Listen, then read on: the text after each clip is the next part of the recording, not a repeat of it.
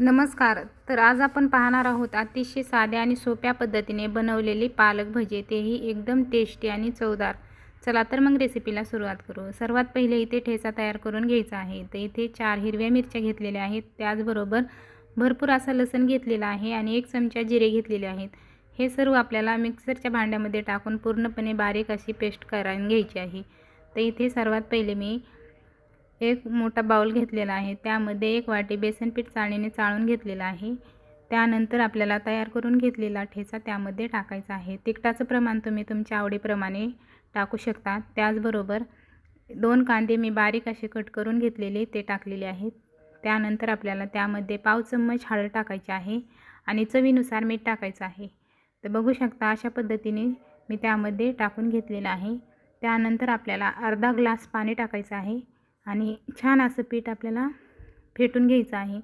अशा पद्धतीने जास्त पातळही नाही आणि जास्त घट्टही नाही, मध्यम आकाराचं पीठ आपल्याला हे तयार करायचं आहे. तर बघू शकता मस्त असं पीठ झालेलं आहे. त्यानंतर आपल्याला त्यामध्ये 1 चमचा ओवा हातावरती क्रश करून टाकायचा आहे. ओवा हातावरती क्रश करून टाकल्यामुळे भजे खूप टेस्टी आणि चवदार होतात. त्याबरोबर आपल्याला त्यामध्ये अर्धी पेंडी मी पालक घेतलेला आहे. स्वच्छ धुवून बारीक असा कट करून घेतलेला ते टाकायचा आहे.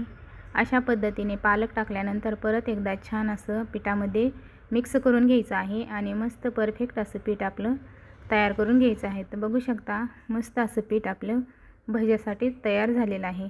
तर इथे मी गॅसवरती कढई ठेवलेली आहे. त्यामध्ये तेल टाकून तेल गरम करण्यासाठी ठेवलेलं आहे. तेल गरम झालेलं आहे आणि अशा पद्धतीने एक एक भजे मी त्यामध्ये टाकून घेतलेले आहेत. पूर्णपणे जेवढे तेलामध्ये भजे बसतील तेवढे आपल्याला त्यामध्ये टाकायचे आहेत.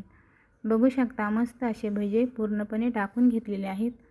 भजे आपल्याला सोनेरी रंगावरती खरपूस असे कुरकुरीत होईपर्यंत तळून घ्यायचे आहेत. मस्त असे भजे आपले तयार झालेले आहेत. अशा पद्धतीने सर्व भजे मी तळून घेतलेले आहेत. तर तुम्हाला ही रेसिपी कशी वाटते नक्की कमेंट करून सांगा. रेसिपी आवडली तर लाईक, शेअर आणि सबस्क्राईब करायला विसरू नका. तसेच पूर्ण व्हिडिओ पाहिल्याबद्दल धन्यवाद.